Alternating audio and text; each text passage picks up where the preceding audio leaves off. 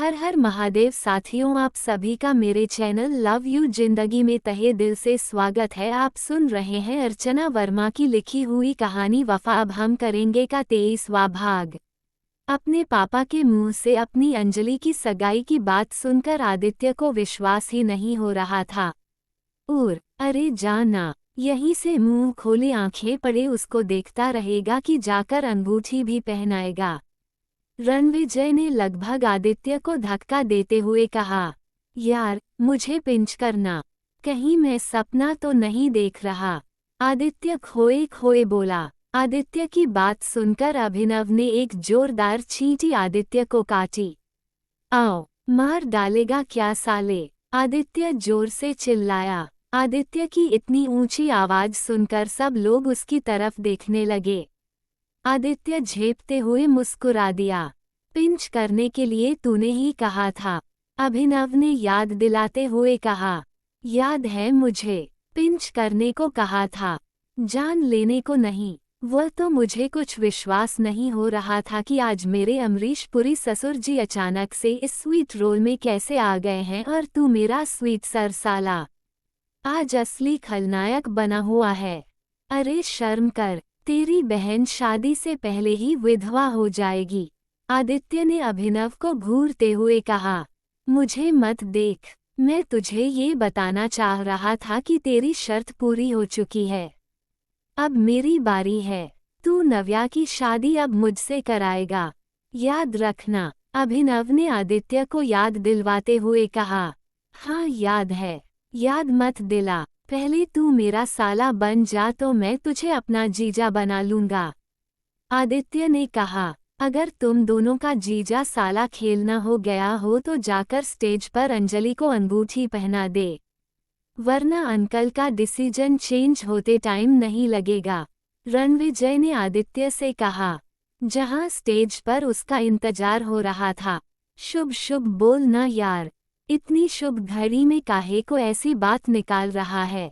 आदित्य मुंह बनाते हुए बोला, फिर अपने होठों पर एक खूबसूरत मुस्कुराहट सजाए हुए अपने ब्लेजर को ठीक करता हुआ स्टेज पर पहुंचा और खुशी खुशी अपनी मां के हाथ से डायमंड रिंग लेकर पूरे हक के साथ अंजलि की का हाथ पकड़कर उसकी उंगली में पहना दिया।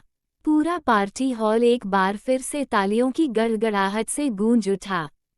जितने हक और अधिकार से यह हाथ पकड़ा है ना आज, बस उतने ही ईमानदारी और मजबूती के साथ पूरी जिंदगी यह रिश्ता निभाना।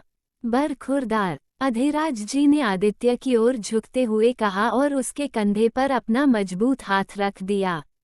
आप अपने बच्चे को खुशी की सांस क्यों नहीं लेने देते। आदित्य ने अपनी आंखें बंद कर ली। एक बार माइक फिर अधिराज सिंह राठौर के हाथ में था। अब बारी आती है नव्या की। हमने अपनी राजकुमारी के लिए एक राजकुमार ढूंढा है और वह राजकुमार है रॉयल राजपूताना ग्रुप का हीरा, मेरे जिगरी दोस्त का बेटा रणविजय सिंह रानावत। प्लीज रणविजय, तुम भी स्टेज पर आओ ताकि मैं अपनी सबसे महत्वपूर्ण जिम्मेवारी तुम्हारे मजबूत हाथों में सौंपकर बिल्कुल निश्चिंत हो जाऊं। मिस्टर राठौर ने मुस्कुराते हुए रणविजय को स्टेज पर आने के लिए बुलाया। मिस्टर रणधीर मुस्कुराते हुए रणविजय को ऊपर आने का इशारा कर रहे थे। मिस्टर राठौर के इस घोषणा से जहां पूरे हॉल में इस बार तालियों की गड़गड़ाहट सबसे ज्यादा तेज थी, वहीं रणविजय बिल्कुल शॉक्ड हो गया था। उसने एक नज़र नव्या की तरफ देखा जो उसे आंखों के इशारे से ना कह रही थी। फिर उसने ईशानी की तरफ देखा जो चेहरा झुकाए हुए धीरे से अपने आंखों में आ रही नमी को साफ कर रही थी। क्या कुछ नहीं था इन आंखों में, दर्द, बेबसी, गुस्सा, इन सब कुछ को छुपाने के लिए ईशानी ने अपनी पलकें झुका रखी थी। इन दोनों के साथ साथ आदित्य, नव्या, अदम्य और अभिनव, इन चारों के चेहरे का भी फ्यूज उड़ चुका था। आदित्य तो वही स्टेज पर अपने डैड को मुंह खोले हुए बेवकूफ की तरह देख रहा था। अंजलि ने जब उसे ऐसा करते हुए देखा तो धीरे से उससे हिलाया। कैसे देख रहे हो बेवकूफ, सब तुम्हें ही देख रहे हैं। कम से कम मुंह तो बंद कर लो, यह मेरे ही डैड है ना, आदित्य ने धीरे से कहा। जवाब में अंजलि में उसे घूर कर देखा। ये हर वक्त मुझे सरप्राइज क्यों करते हैं? कभी कभी तो लगता है कि मैं भी इनकी मॉम को दिए हुए किसी सरप्राइज का ही रिजल्ट हूँ, आदित्य ने बेचारगी से कहा।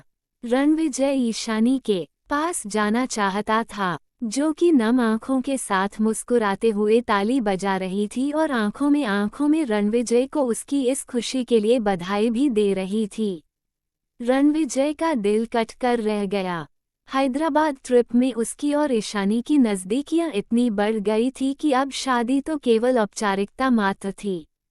ईशानी के एक एक आंसू रणविजय को अपने दिल पर महसूस हो रहे थे। वह तो इसी वक्त इस एंगेजमेंट से इनकार करना चाहता था, लेकिन इस वक्त पार्टी को संभालना सबसे ज्यादा जरूरी था। सिर्फ उसके और राठौर परिवार की नहीं बल्कि पूरे रॉयल्स राजपूताना की इज्जत दांव पर लगी थी। इधर नव्या आंखों ही आंखों में रणविजय से एंगेजमेंट ना करने की रिक्वेस्ट कर रही थी। उसे भी इस सरप्राइज के बारे में कोई भी जानकारी नहीं थी, जो कि उसके चेहरे से साफ साफ पता चल रहा था। रणविजय की तरह वह भी इस एंगेजमेंट की अनाउंसमेंट को सुनकर शॉक्ड थी। उसने आंखों ही आंखों में नव्या को रिलैक्स रहने का इशारा किया और अभिनव को हाथ के इशारे से अपने पास बुलाया, जो कि चुपचाप अपने आंखों के सामने ही अपनी दुनिया उजड़ते हुए देख रहा था। उसके आंखों में आंसू भर आए थे। उसकी हालत ऐसी हो रही थी कि बस बहाने की देरी थी। वो फूट फूट कर रोने लगता। रणविजय ने अफसोस से अभिनव की तरफ देखकर आंखें बंद कर ली। ये लड़का सच में मेरी नव्या के लिए ठीक है ना? यह क्या नव्या को संभालेगा? नव्या ही संभाल इसे लेगी। अफसोस होता है मुझे अभिनव की किस्मत पर, रणविजय ने मन में सोचा। नव्या और अभिनव एक दूसरे प्यार करते थे। ये बात इन पांचों के अलावा घर में किसी को नहीं पता थी। घर में किसी से भी कुछ भी कहने का मतलब था कि पहले घरवाले यही ताना देते कि अपने पैरों पर खड़ा होना तो सीख लो, उसके बाद घर बसाने के लिए सोचना। इसलिए अभी सब चुप ही थे। वही रणविजय और आदित्य के परिवार में बहुत ज्यादा घनिष्ठता थी। अधिराज जी और रणधीर जी बचपन के दोस्त थे। दोनों ने साथ मिलकर रॉयल्स राजपूताना को खड़ा किया था और अब अपनी दोस्ती को रिश्तेदारी में बदलना चाहते थे। जबकि रणविजय ये सोच रहा था कि नव्या की शादी के लिए अभिनव के पेरेंट्स को मनाना या फिर अधिराज जी को मनाना कोई भारी बात नहीं थी, क्योंकि बिजनेस रिलेशन और फ्रेंडशिप होने के कारण दोनों परिवारों में इतनी घनिष्ठता थी। बिना किसी हिचक के लोग मान सकते थे, लेकिन इन लोगों ने आज सब कुछ उलट पुलट कर रख दिया था। अपने ही खुशी में गुम इन लोगों ने बच्चों से एक बार भी पूछना यह जरूरी नहीं समझा था कि आखिर वह लोग क्या चाहते हैं। इन पांचों को कभी भी इस चीज का एहसास नहीं हुआ कि बड़े ऐसा सोच भी सकते हैं, वरना पहले ही किसी ना किसी तरीके से उन लोगों गलतफहमी दूर कर देते। लेकिन अब कर भी क्या सकते थे? स्टेज से अनाउंस किया जा चुका था। यहाँ पर कुछ भी कहने और सुनने का मतलब था, बात सीधे मीडिया में जाती, क्योंकि कैमरे की चमक सीधे स्टेज पर पड़ रही थी, जिससे न कि परिवारों की प्रतिष्ठा पर आंच आ जाती, बल्कि बिजनेस की दुनिया में भी अच्छा खासा शोर मच जाता। यहाँ हो रही अधिकतर घटना सीधे विदेशी अखबारों की भी सुर्खियां बनने वाली थी। पर जानते बुझते कोई मक्खी भी तो नहीं निगल सकता था। रणविजय किसी भी कीमत पर नव्या से शादी नहीं कर सकता था। इस मुसीबत से निकलने के लिए रणविजय का दिमाग तेजी से काम करने लगा। वो किसी भी हाल में ये सगाई नहीं होने दे सकता था। अपने साथ साथ वह नव्या के साथ तो कभी भी नाइंसाफी नहीं होने दे सकता था। अगर नव्या की जगह कोई और लड़की होती तो शायद रणविजय के कदम अब तक स्टेज पर की तरफ बढ़ चुके होते। लेकिन बात यहाँ नव्या की खुशियों की थी। नव्या उसके लिए बहुत इम्पोर्टेंट थी।